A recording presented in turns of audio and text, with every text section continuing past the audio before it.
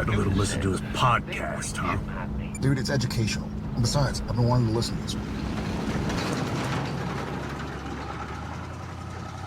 Welcome to Idling in the Impala, a podcast by and for lovers of supernatural and the fanfiction it inspires. I'm Kasey. I'm Sandra, and it's taken the converging of two supernatural podcasts, but we've finally done it. We've got a Sam-focused topic up for discussion on this episode.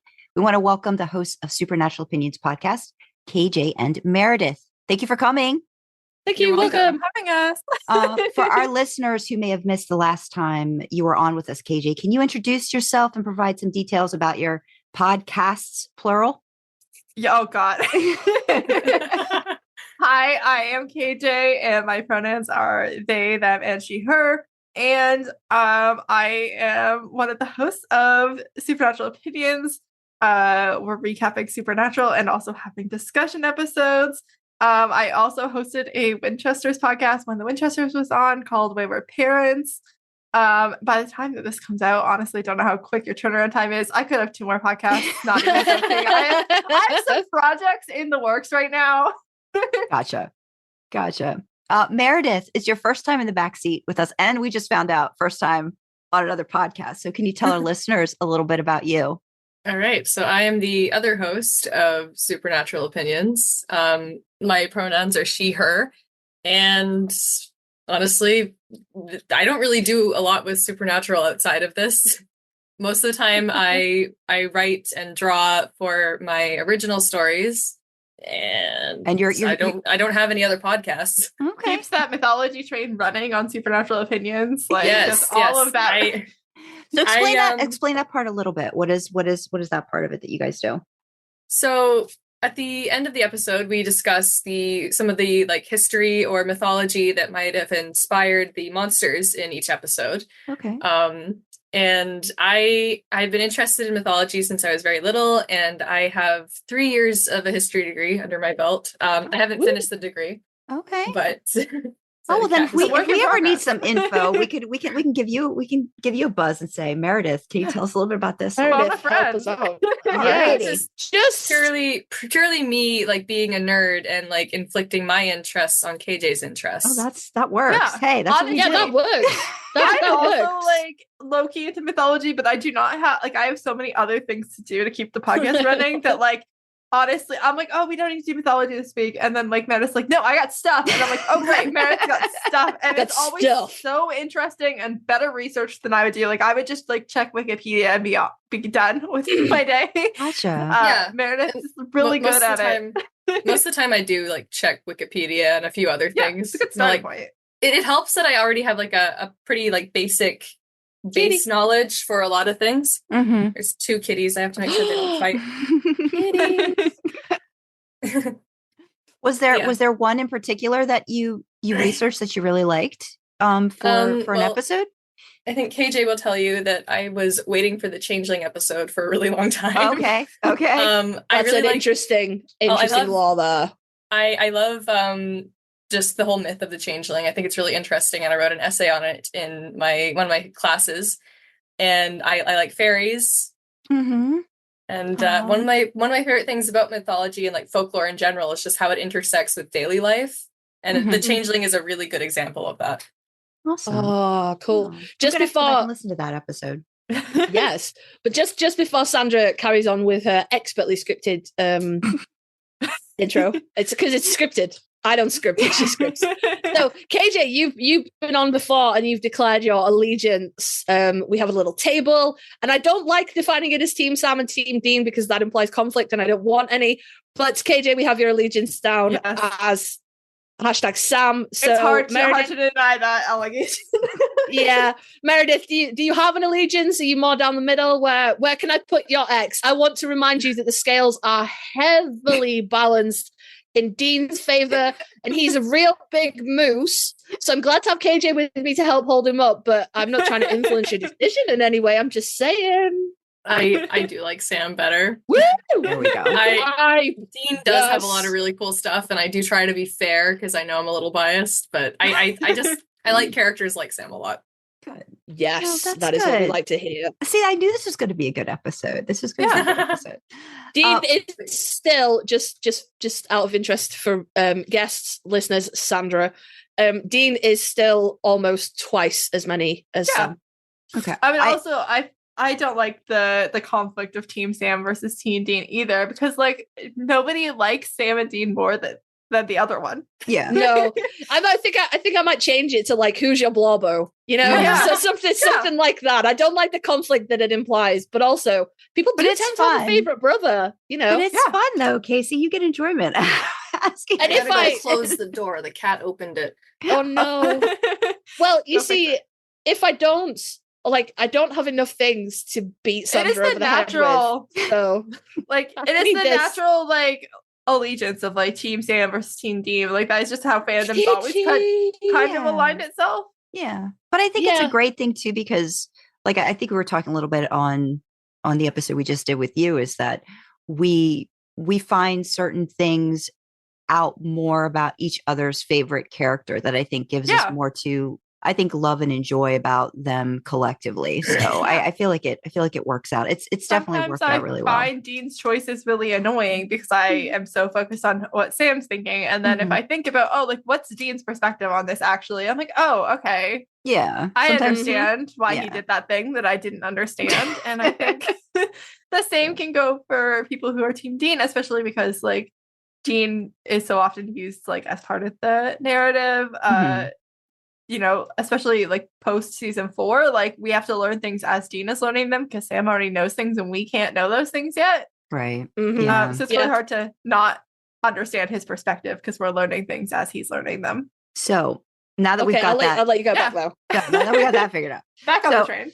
We just finished a great discussion about Sam for your podcast. And then Yes. probably, I don't even remember how long ago it was, but we all sat down and chatted about the season 4 episode, I Know What You Did Last Summer, which was very, I felt like Sam heavy, Sam likes the plot and all that we stuff. learned a lot of things about Sam. We learned a lot about Sam. So we enjoyed the conversation so much. And I think it's actually towards the end of that we were finishing, and it felt like Sam love was just flowing. And somebody said something, we were talking about Sam Winchester sexuality. So Kasey and I have discussed this in an episode called What's Love Got to Do with It? It was our Valentine's Day episode last year. And we sort of came up with the decision about, I guess, Sam in our minds, that he was demisexual. And, you know, we've got a definition with individuals that do not experience primary sexual attraction, but may experience secondary sexual attraction after a close emotional connection has already formed. But then we actually heard from, I don't know if it was both of you or what, but like the fact that your viewpoint is Ace Sam, like we wanted to have an Ace Sam discussion. This is when my introduction is now done, and I hop it over to Kasey, who takes it from here. you see what I have to work with, people. So just I'm assuming that you guys probably haven't listened to that episode because KJ doesn't have time to listen to any podcast. She's too busy making her own podcast. Yes. It's And a real Meredith has problem. healthy outlets. So Well, non-supernatural outlets. It is a real Not sure how problem, healthy they are.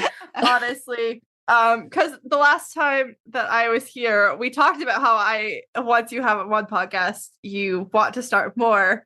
Yep. That was the episode title. That was Once you literally have the title one. of the episode Yep. that I was on last. And yeah, about 60 seconds after roping someone into doing a podcast, I was like, hey, I know I just roped you into a podcast 60 seconds ago, but wouldn't it be funny if we did this? And that person didn't say, okay, Jay, like we have so many podcasts between us. When we have time for that, they went, that's a really good idea. And then next thing I knew, there was a Google Doc, and now I've got 2 upcoming projects. It's not my fault. I expect people to say no. It's not my fault when people don't say no to my ideas. It's the ADHD. You're addicted to novelty. Yeah, we just need new things. Chasing I'm really the good dopamine. at coming up with ideas for podcasts, and I just expect people to say, "Oh no, we don't have time to do that," and I just go, "Yeah, you're right," and I move on. Yeah.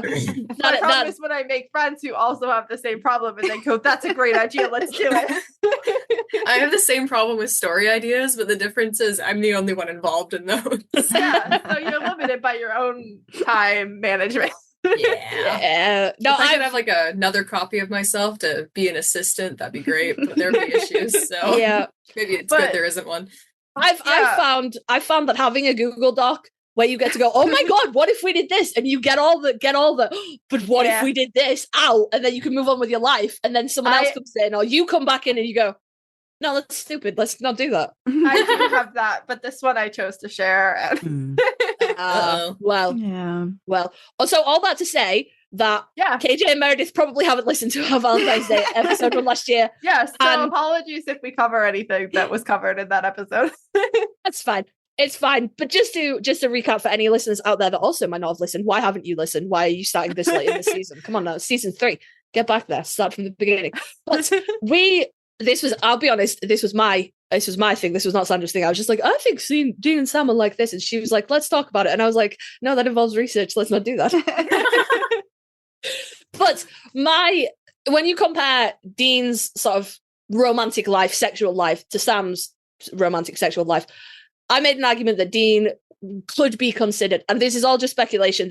I'm not laying down any hard rules. That I think Dean could be aromantic, and that he's fine with sexual relationships, but actually being in a romantic relationship with someone is, like a romantic attraction, romantic love. It's not something that he experiences, or he experiences a very limited version of it, because it's all a spectrum.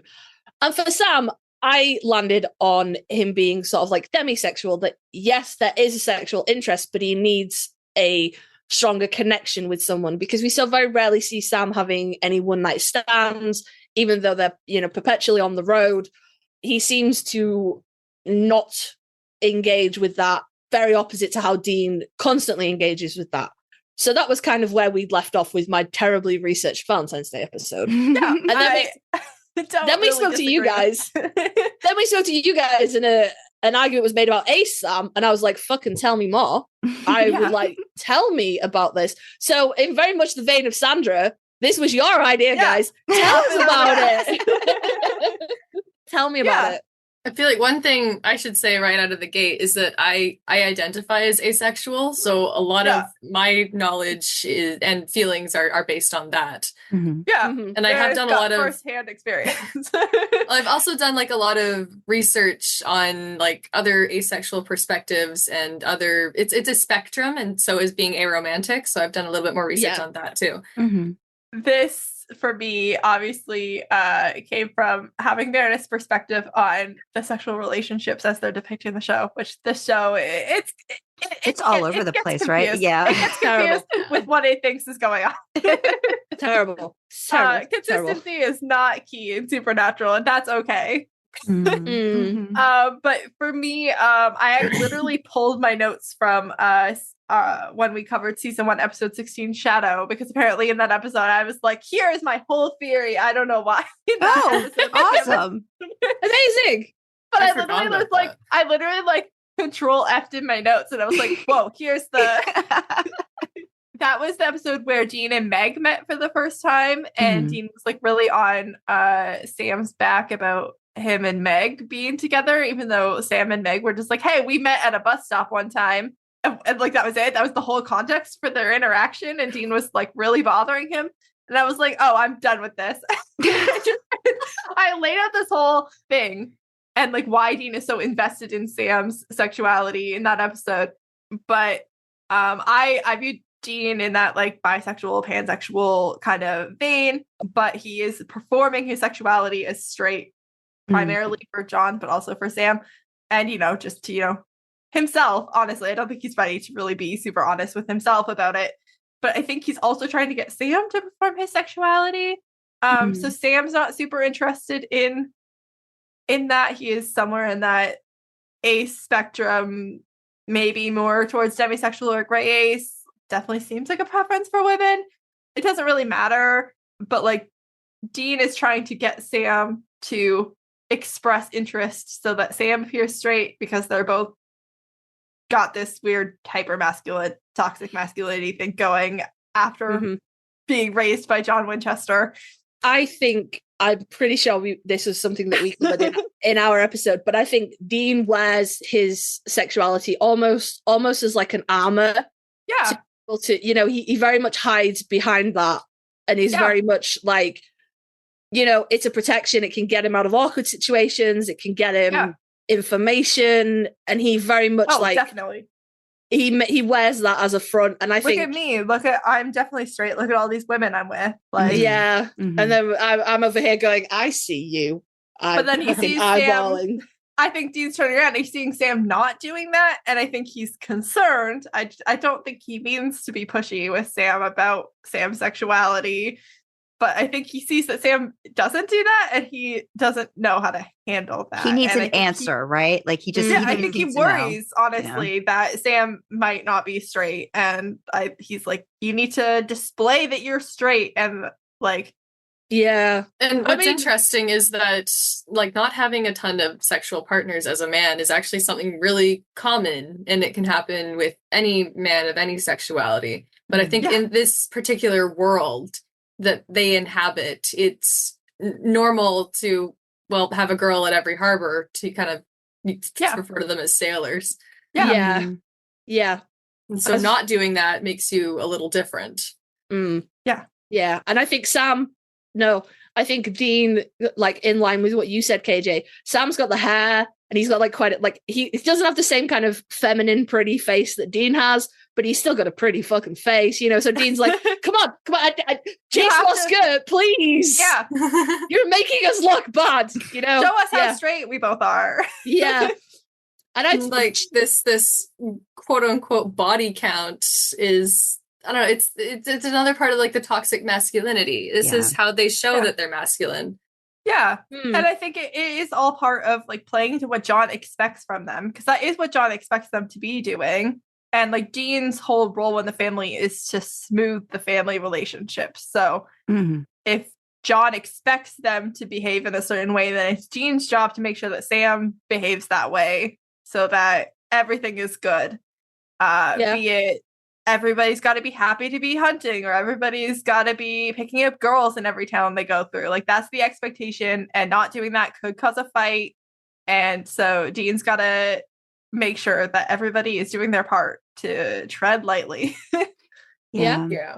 I think a lot of it just becomes so performative for both of them too. And it makes me think a lot about when Sam left, and then like, I don't know how long it was before he met Jess, but then again, like I don't believe he did not care for and love Jess, but then was that a part of his whole imagining what this life needs to be like, and how it has to continue to evolve, and I need these things in order to fit into what this environment. You meet a girl, you get married, you have a house and a career and a picket fence and a dog, and I feel like that's entirely valid, and it has more to do with performing, less to do with like covering up the fact that you could be ace, and more to do with like trying to fit into a different world.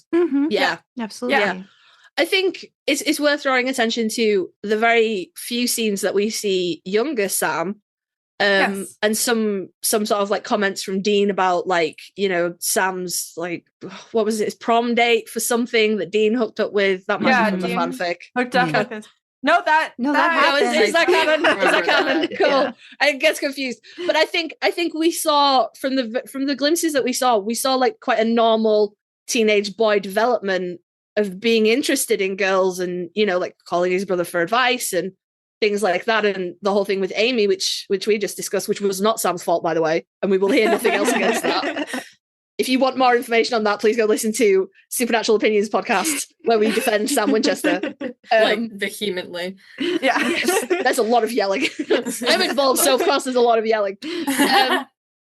But he appears to be, I don't want to say developing normally, because I don't like the word normal, but alongside everyone else when it comes to, like feelings about girls and romantic feelings and things like that. And then, although you can absolutely say that Jess could just be another part of him trying to fit into a white picket fence world, you could equally say that he loves her like any like just like a cishet man loves a cishet woman. Like there's no underlying sexuality other than just being cis and heterosexual, but it only seems to be after Jess, for me personally, that those doubts start to come in about, oh, is he? Because he so very rarely hooks up. And, so my question that I always come back to is, was he always potentially on the ace spectrum or demisexual or gray, or is it a trauma response? And I just want to say here that sexualities do not always have to be a trauma response, but your sexuality can change as a result of a trauma response. That's just disclaimers. So I would say that both are possible. Yeah. In my case, actually, like my asexuality doesn't really look that different from like the people around me.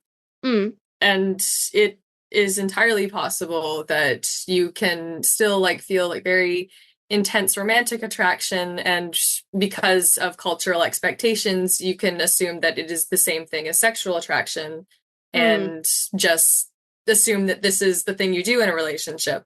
And a lot of ace people do like enjoy having sex, they just don't necessarily feel the urge to do it. Yeah So maybe his habits could have changed after Jess died, but he could have been ace the entire time. Being 15 years old is a performance, regardless of sexuality. 100%.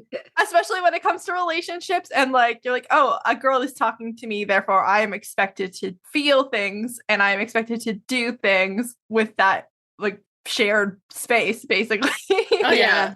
Yeah. Like, to this day, I question exactly how many of my crushes were actually like a result of me being attracted to someone, or just feeling like, oh, this person has qualities I like. This person, maybe I will like decide to like them. Yeah. Because being a teenager is it's a nightmare for everybody. Everybody's confused. Everybody's got weird hormones happening. Everybody's got weird societal pressures. But that doesn't get any better no matter how old you get. I mean, that's what I'm learning.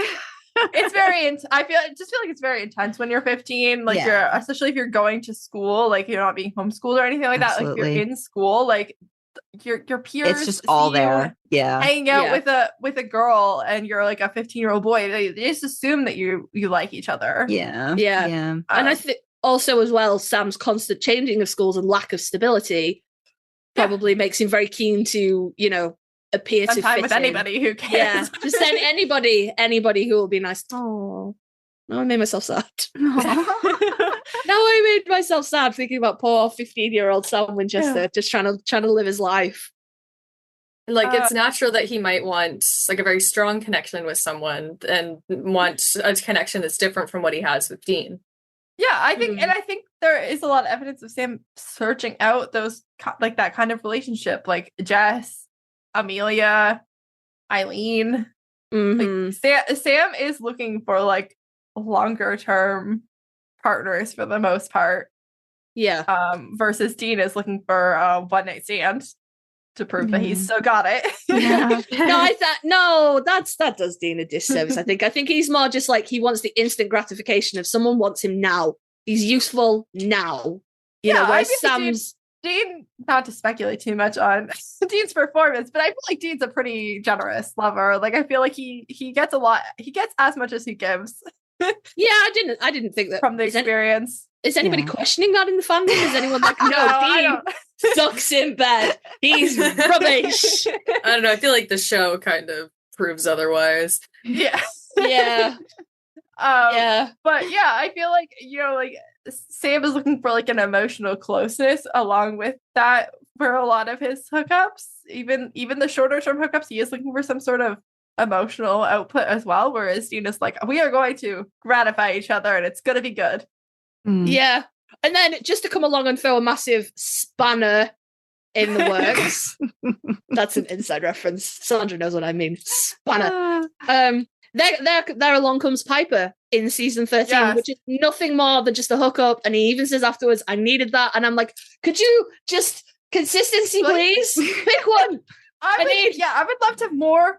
Obviously, like the format of Baby is that it stays inside the car, but I feel like I could have used some more context into what happened. And surely it would have. I mean, you couldn't have written Baby the other way, because there's no way Sam would be coming out of a roadhouse at dawn and to discover Dean in the backseat. You couldn't have done that. But it would have made much more sense if you had to have someone fucking in the backseat for it to be Dean. He would have even fit in the footwell where they tried to tell us Sam was.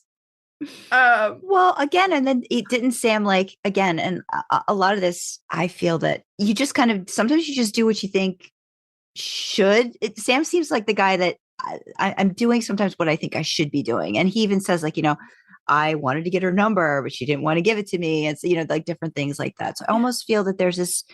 I feel Sam holds this expectation on himself really. It's a different weight, I think, than Dean holds on him. And it's what's the right thing to do in all of the situations where Dean's just like, sometimes, I just, like you said, I just want to have fun. I want to enjoy the moment because I don't know what's going to happen, tomorrow, whatever, where I think Sam's very like, not as compartmentalizing maybe as Dean can sometimes be. Dean has a better ability at that, I think, than Sam does I think sometimes. Sam like actively holds himself back from even searching out those kinds of connections sometimes because he knows they're not going to be around. They're going to the next town. They're going to move. They're going to be on the road. Everybody that gets to know them dies, so there's no point. Yeah. Whereas Dean is like, this is going to be good for a little while, and then I'm going to move on, and it's going to be fine for us both. Yeah, not to get too tragic up in here. We all ignore the season finale, but I think Dean's a little bit more, we've only got tonight, this is it, we've only got now, whereas Sam's like, there is a light at the end of the tunnel, I will get out of this and I will have my life. If I can prepare for the future. Yeah, if he's looking for an emotional connection in order to feel attraction, then like if there isn't ever time for him to make that kind of bond, then he's just not going to engage in that kind of bond. Like No, it's very sad for him. Awesome. And plus, then there's always the running joke too, that it has to weigh on him. Like Dean's like, everybody you end up sleeping with ends up dead, or like you don't have a good track record or whatever. It definitely does. Yeah, and like, there's no way that doesn't bother him. Yeah, that bothers him. Like when he meets Sarah, he's like, I kind of think everybody who I care about just dies. And Yeah, we all turned into a bit of a joke, but I think that's just because the fandom needs to cope with it. Yeah, because it is very sad, but also it's this much of a pattern. It's comical at this point. Yeah. Because we've got Jess, and that wasn't his fault, and then we've got Madison, and that wasn't his fault either. And then I suppose an argument could be made for Ruby, but that also wasn't his fault. The doctor lived from sex and violence. She was okay. She She was also just kind of a hookup. Like they kind of vibed for a bit first. Like they definitely like felt something. They vibed. They vibed. And then we assume Amelia's okay. Did Piper make it out of baby okay? Yeah. Dean sent her packing. It seems like and left her in the parking lot. But it seems like she worked there, so her car was probably there. Yeah. One thing that is we have speculated here, and it's absolutely nothing to do with Ace Sam, is when Dean is walking away, when he goes, I'll leave you two, I'll just not be here, and he's walking away, he looks through the back window and he kind of like looks the back seat of the car up and down and smirks before he leaves. So do you think he's team appraising Sam's girl to see if he thinks she's worthy of his brother, or checking the upholstery for stains? Which one do you think it is? We do get to confirm that Sam did lay a blanket down, like a gentleman. So, but I would check the upholstery for stains. It's probably a bit of both. Stains are gross. And I'm sure the blanket's in the car pretty much for that exact reason. Also, the fact that they sleep in the car later in the episode. Oh, can you imagine how gross the blanket must be, though? Oh, yuck, trunk blanket. How romantic. This is why I'm sex repulsed. There's no redeeming quality here. It does seem a bit messy. Yeah. And like the car is so small, like the two of them barely fit in the car, and then like you're doing like positions and like there's a person like just it just cramped seems like, that would be. Yeah. I think that's one of the beauties of fan fiction. Like, I've said to Kasey plenty of times, like there's stuff that I love writing about, but like I'm just thinking this is such a mess. Yeah, that would be really uncomfortable. I've written fanfic that has Sam having sex with a girl in the back of the Impala. Yeah. And all the time I was writing it, I was like, this would be horrific. This would be horrendous. Like you'd be banging your head, like there'd be windows. Elbows, everything. Dean and Anna make it look very sexy, but that's not how it goes in real life. Yeah, I would argue Dean's back is doing a lot of the heavy lifting. Jensen's back is doing a lot of the heavy lifting for that I scene, think though. the only reason to ever have sex in a car is because you have no other options. You could have I guess sex you just on really the car. need to do it. You could have sex on the car, and that would be preferable to in the feel back like- seat, I think. It's either that or as long outside as where the it's more bugs are. private, honestly. Because like, okay, so we have the doctor and Piper. The only other time Sam has like casual hookups is when he is soulless, and that is kind of That doesn't count. Yeah. Yeah, I think that being soulless, if you can't dream and you can't sleep, I do think your sexuality very fair to be affected. Yeah. Yeah, I like that. Because, like, Yeah. I don't know, I have some reservations about, like, possibly ace characters and how their sexuality changes occasionally when their circumstances change. And I don't always like that. Is it just, yeah. Yeah, it's like, it's fine to say that things are like fluid, but there's a limit to that fluidity as well. Yeah, because Especially then you're because in representation. Yeah. Especially because this is a TV show and asexuality and aromanticism are both underrepresented and often misunderstood, especially like on TV and in daily life. So if you ever make the decision, because I don't think they were doing this on purpose, if you ever make the decision to have an aspec character, you have to be careful. Yeah. Well, I mean, again, not to pull too far away from Sam, but I think maybe the intent, or certainly my interpretation of Castiel when we first saw him, was probably on that spectrum. He was, you know, he's the other one. not a human in any capacity. And the argument always seems to be around Castiel's sexuality. And I'm like, is he gay? Is he bi? And I'm like, but we could look at this differently, because is he even sexually attracted? But then obviously they hooked him up with a girl, because very gays, motherfuckers. I was so mad because there was that like a time where he was human for a bit, right? And then the implication I saw was that sexual attraction is a necessary part of being human. And if you aren't human, then naturally you have the option to not feel it. But the second you become human, this is part of your biology and you have no other options. That's why Meg Steele is cute, to be really honest. Oh god, I ship Meg Steele so hard. I really do. It's really cute, and I can't wait till we get there. Because I miss Meg. It's been so long. We're still covering season 4, so we haven't had Meg in like a hot minute, but she's coming back. We're almost there. Miss Meg. Do you also think like with Cass it ends up being too like almost like mimicking Dean? Like in a way, like, well, this is like how, you know, I think Cass it has should learned go. everything he knows about humanity from Sam or Dean. He does tend to lean more towards Dean, which makes sense because they have a closer relationship. Profound bond. Yeah, that's always been in it. I've always kind of like tried to wrap my head around Cass too. It's like because he's taking all these different things, and I personally, and I know we're getting a little off track, but I do not like the fact that they gave him all of the information, like that info dump from, I think, like, how far are you, Meredith? Have you gone through almost all of it? Or, okay.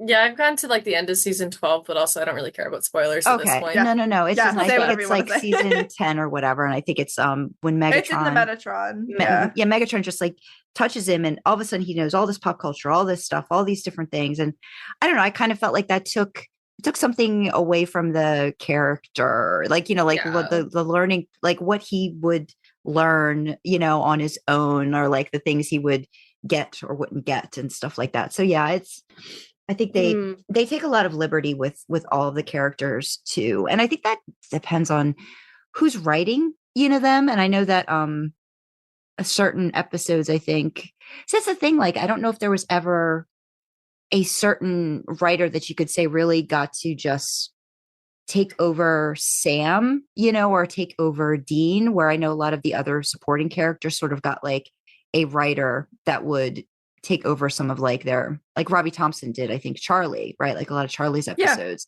and Barron's did, I think, a lot of like Cass, you know, Cass heavy Bobo episodes. really carried Cass, especially with the like season, like the end seasons into the confession, like into the end of the show. Like that is, a lot of that is Bobo. And I just think we don't really get that with and again, I think that's because of showrunners passing it on because the show was on for so long.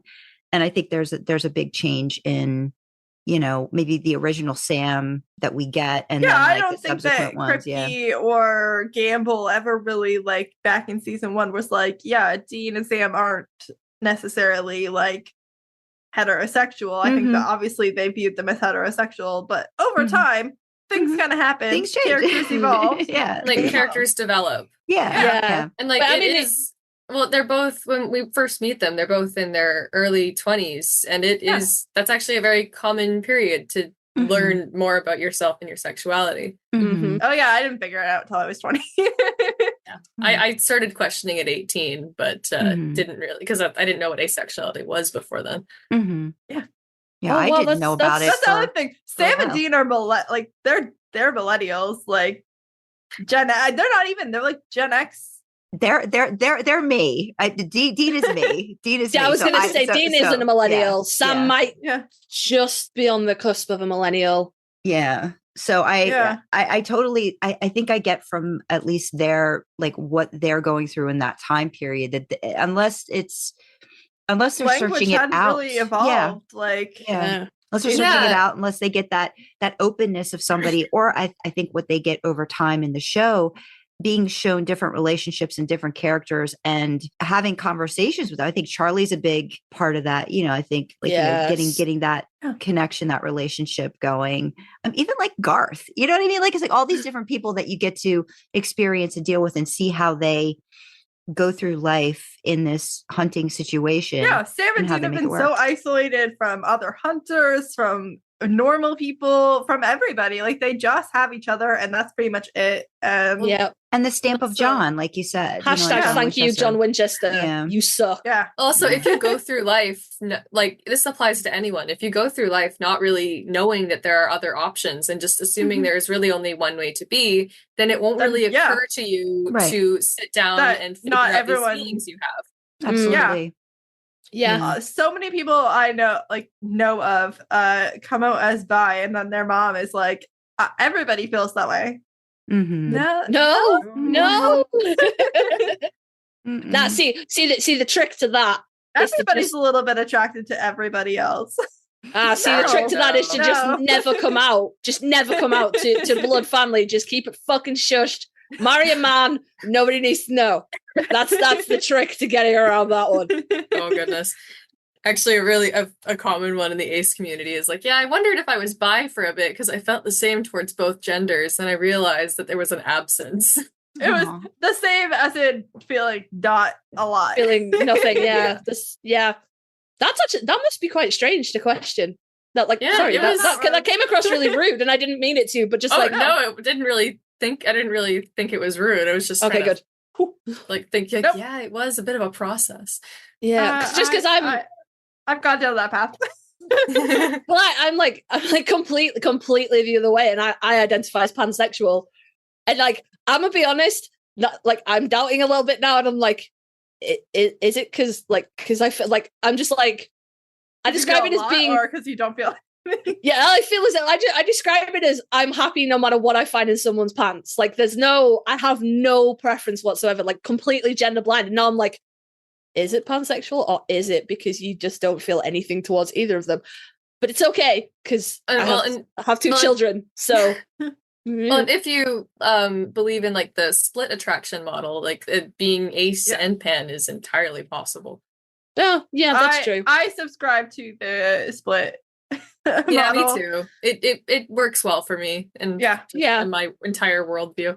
I don't think anyone gets to come along and put rules on what it is and how it should be. And certainly this podcast is not Carly goes through therapy yet again with yet another gender or sexuality crisis. Good Lord, fucking stop it. You know? Like, I love you. I'm here for it. It's fine. We got it.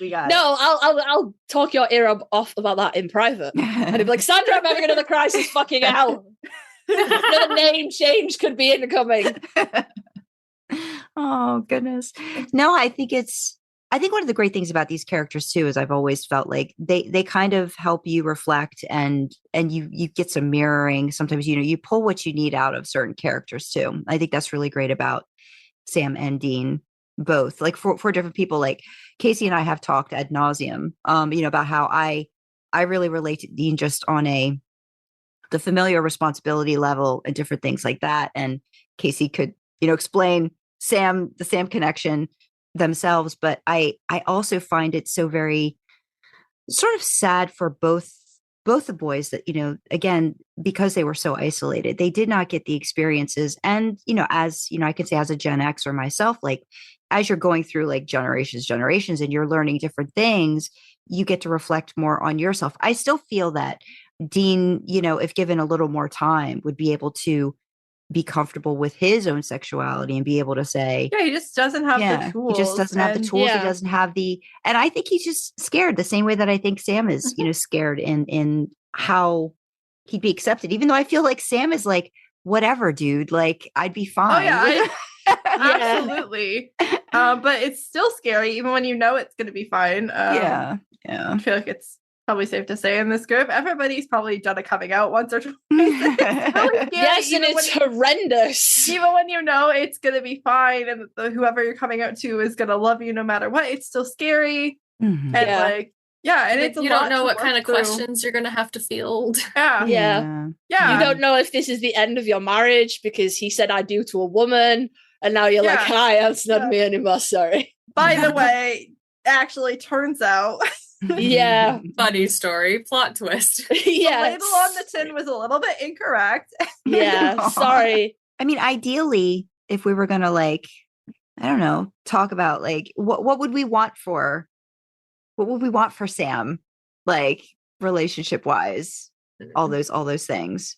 I think that I would want him to have a romantic but not a sexual relationship, or like only a sexual as he's like super comfortable with, like maybe the person he's with is not ace and still wants to have sex, and Sam's just cool with that. Like that's I'm a big something I could fan, see. and that really feels like Eileen's vibe. I'm not gonna lie. I think so too. I think they had such a good connection, to start like the friendship part of it that I think just kind of like blossomed. And I feel like she's just really, she feels like she's a go with the flow, at least like in that situation area. Like I think she'd be okay. And I feel like Sam is a person who could maybe use some physical intimacy that's not necessarily sexual intimacy. Hi, baby. I went and acquired a cat. He's big mad. I'm fully agree with you about Sam needing physical intimacy, whether it doesn't have to be sexual, but he needs someone fucking cuddle that boy. Jesus.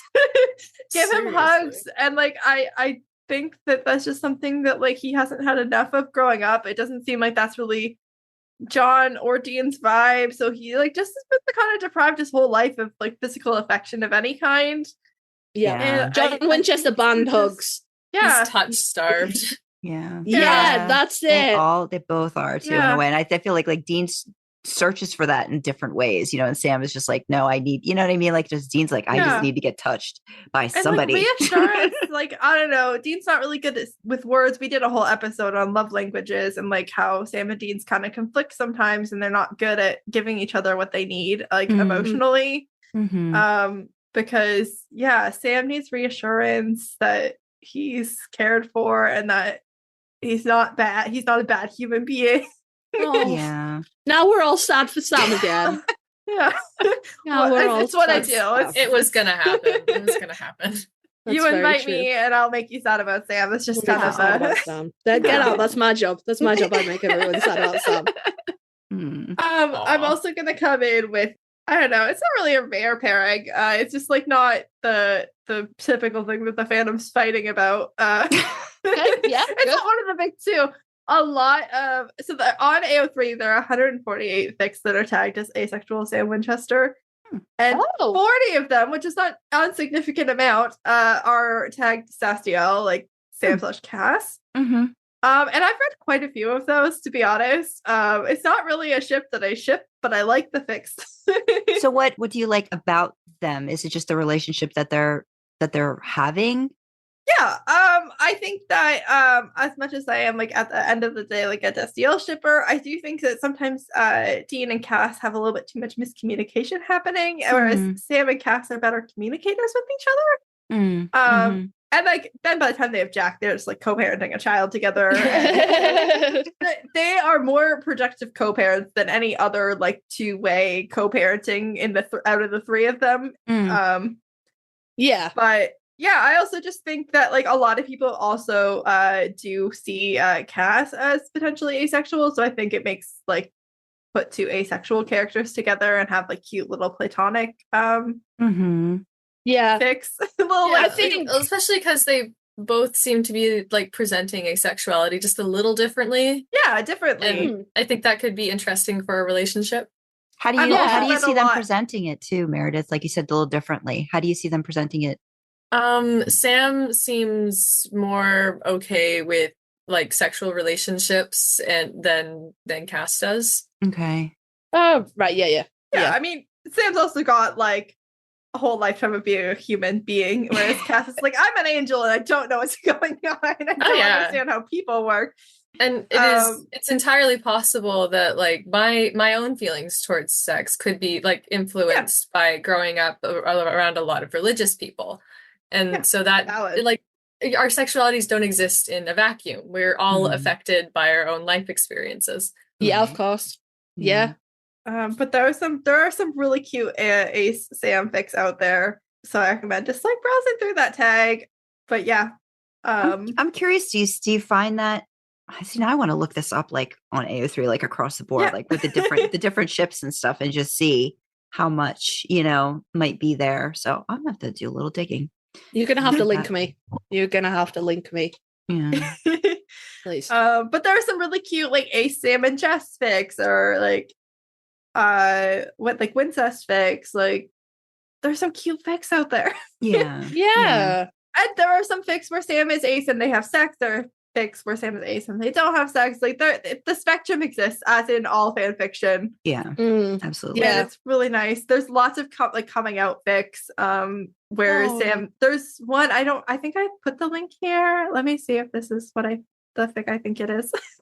But there was a fic that I was looking at the other day where it was Sam did a really good job at explaining his sexuality to Dean. Like he was coming out to Dean and that was pretty much like the whole one shot. And he was doing a really good job at explaining this unfamiliar term to Dean. Yeah, that certainly wouldn't be part of Dean's lexicon. Yeah, like 100%. Okay, yeah, this is it. This is the fic. It's called Uncomfortable, and the author is Fan Knight, and then brackets Good Girl 1 Geek 16. It's really sweet.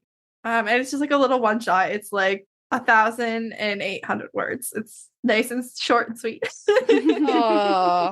No, I like a one shot to be short. Don't give me a one shot and then it's like 60k words. I'm like, that's not a one shot. That's a fucking that's a novel. You could have added some chapters. Yeah, you could have broken that up day and night. And like Sam does kind of go through all of the partners he'd been with and why they weren't what Dean thought they were. Interesting. I love that for Sam. I do. I fall into demisexual more than I fall into ace spectrum, just because, like Meredith was saying, like your sexuality doesn't exist in a vacuum, and it is shaped. I've always, from as early as knowing what it meant to like a boy, I always knew that I liked girls in the same way. So that was just like a really formative experience. So I find it really difficult now to try and understand what it must be to feel sexual attraction to only one gender or feel no sexual attraction.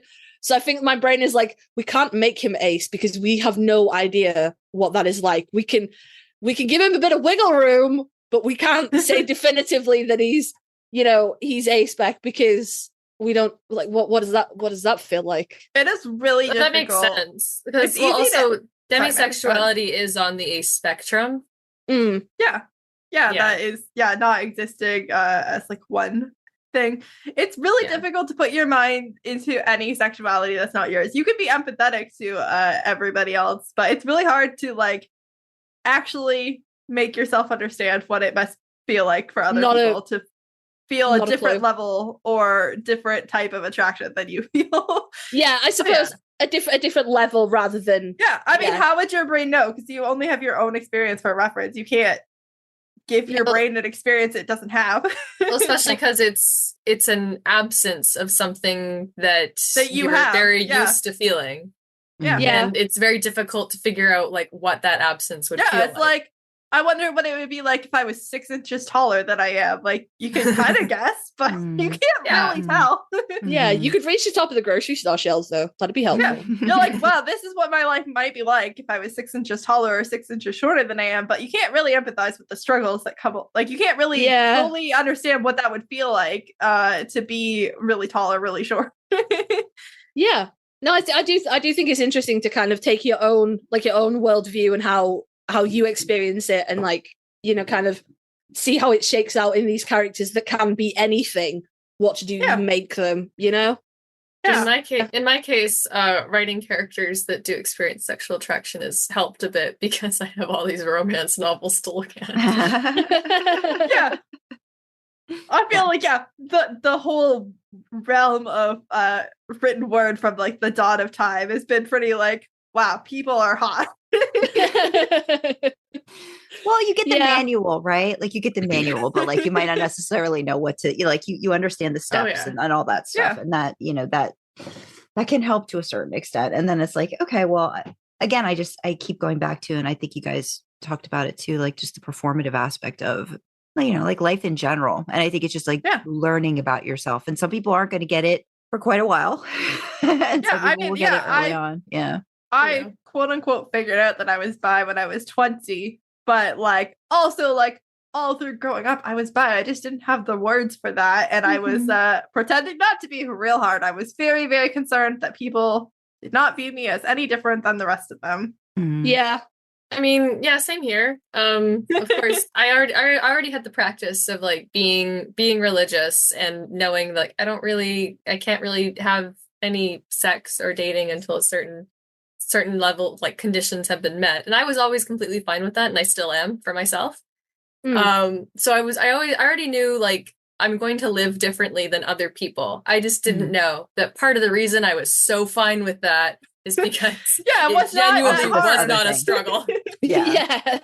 There's also this other thing here. Other people are actively doing something to make this happen, and for you, it's just that is how I feel. It's like, is this supposed to be difficult? Wow. This isn't a sacrifice for me. I've got to figure out something else. Well, that's the thing. That's kind of how I think when they compare Dean and Sam, it's almost like Sam's just like, why? Like, I don't understand why you have to hook up in every every Valentine's Day. Like, you know, there you go. It's like, you know, just go do your thing. And it's like, there's no interest. And Dean's like, how do you not? And Dean's like, why do you not feel compelled to do this? Yeah. It's interesting. Like, I would have to actively not do that. Like, what are you doing? You ever wonder if Sam went out just for the lols on a Valentine's Day? Just like got ready and everything, and Dean was like, probably entertaining. Dean doesn't have 100% success rate, right? Like, it's got to be at least entertaining to watch him try. Yeah. I didn't know Valentine's Day, people get real desperate about Valentine's Day, though, don't they? Well, I mean, that makes fun as well, then. Like, our culture is fun. To see how, like, I don't know if it's on Tumblr or a post or something where we've talked about this. It was that post about how sort of Dean is sort of like framed and shot and like made to be like the female, like in Supernatural, and like by contrast, you get a different vibe from Sam, and they even like explore that, I think, like in terms of like the sexual situations that they're both in. So I think it's all really interesting. And I love that the characters are like this amalgamation of all like the writers, the directors. Yeah, but then you can sometimes kind of make an argument for this in any direction as to what you think any of these characters are. But I just find that fascinating too. Like when you see sort of like all arrows are pointing to this, like there's a reason why all these different directors are doing it this way. And like, you know, it's like, so it's interesting. It's just interesting to look at Sam's art. also so queer coded. I feel like people don't talk about that enough. Like, talk about it. Yeah, I mean, like, this is your platform. Do your thing. It's literally your platform, but for the purposes of the day, discuss. That's what we're here for. Let's discuss. Dean and Cass are very queer coded. For like a lot of people have said, like, this is an experience that I shared. This is like I identify with this experience that was depicted. But Sam has this very like isolated childhood, even from his own family, which are the only people he's allowed to interact with, because he feels different from them. and like that feels like a very queer experience. Also like going away to college and like trying to like establish your own identity and then like not fitting back in with your family super smoothly. Just felt very. Could you stop calling me out like this? Like you're literally calling out like my entire life, and I'm very uncomfortable right now. And like not meeting like his parents' expectations of what he's going to be when he grows up also feels like a very queer experience. Yeah. KJ, please. KJ, please. Very fragile person today. I'm about to cry. No, I'm kidding. And I feel like, people don't always talk about that because obviously like Dean and like Destiel is a ship and like Wincest is also a ship, but I feel like Wincest deals with sexuality in like a different way. Like the focus with Wincest. Yeah, the focus with Wincest tends to be a bit more on the whole taboo brothers the incest thing. And I'm like, not the there's a whole other thing that we could focus on here like, if you really wanted to. Yeah. I think we talked about this on one of the episodes that we recorded together. I don't remember whose podcast it was. Don't remember when it was. At this point, it's all a blur. But one of them, or maybe this wasn't even on a podcast. Maybe this was offline when we were involved in various fandom drama. But like, a lot of times when those two parts of the fandom clash, like they clash over like Dean's sexuality, as though Dean fucking his brother is less gay than him fucking Cass. Yeah. And that's a choice. Yeah. I'm sorry. It's all not straight. Yeah. There's different levels of taboo happening. With Sam, obviously there's an incest aspect. With Cass, obviously there's a religious aspect. It's all. Yeah, there's a lot. Happening. There's a lot happening. All of it's going on. All of it's happening. Pick your trauma. You can write about it. But then obviously because those are like the two like big ships, then like sometimes like the Sam is kind of left out of the queer coding and supernatural conversation. Yeah, especially like especially if you're just doing Destiel, I would think that Sam's just like, okay, I'm over here. Sam's like, the straight one. But it turns out maybe we've decided he's not, and actually he's just existing on this little asexuality spectrum, and that's also part of the queer community. And See, I've always said that an argument could be made for both of them to be bi or pan or any variation there within.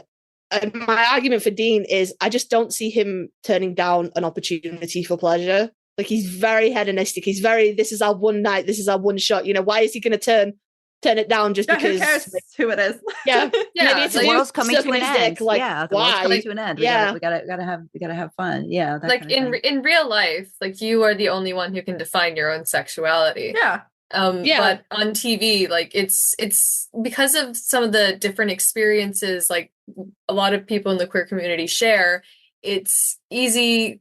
The things that happen on Supernatural kind of lend themselves easily to many different labels and communities. Yeah. So everyone can win, guys. Yes. Yeah, you can see it. Yeah, through whatever lens your life journey has taken you, you can find that viewpoint. That's what's so great about it. That's why we're still talking about it. Like, if you think that 4 years later, if you think that Sam did a crime, I'm gonna fight you. If you say Sam's not ace, I'm not gonna fight you.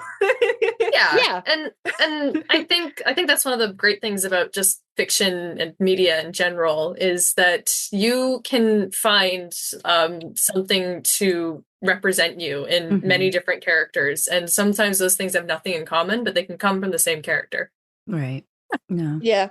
It really would have been nice though if the show hadn't just decided that they were going to throw Castiel with a woman though, because I think that was a nice, like nothing on Supernatural is the best representation, but semi-decent representation is better than no representation, I think.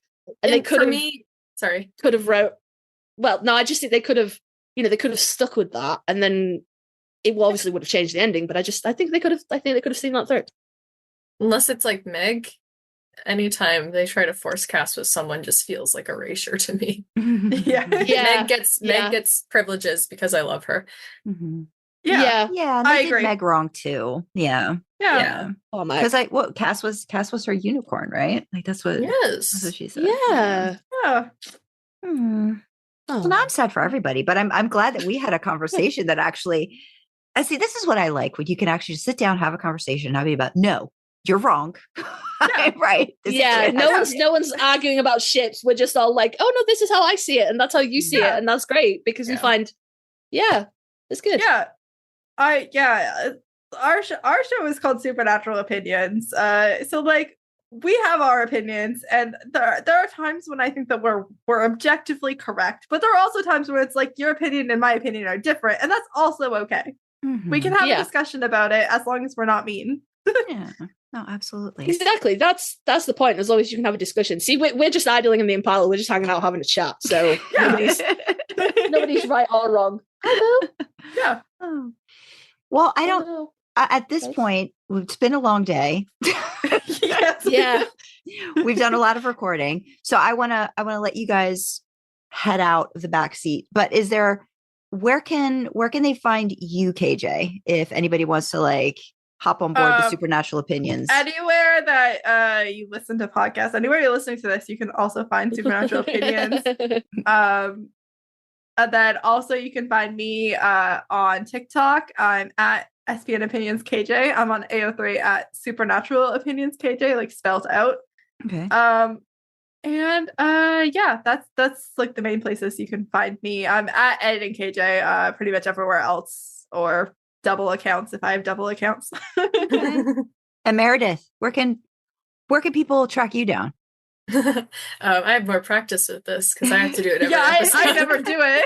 Mine's pre-recorded and I don't ever have to say it.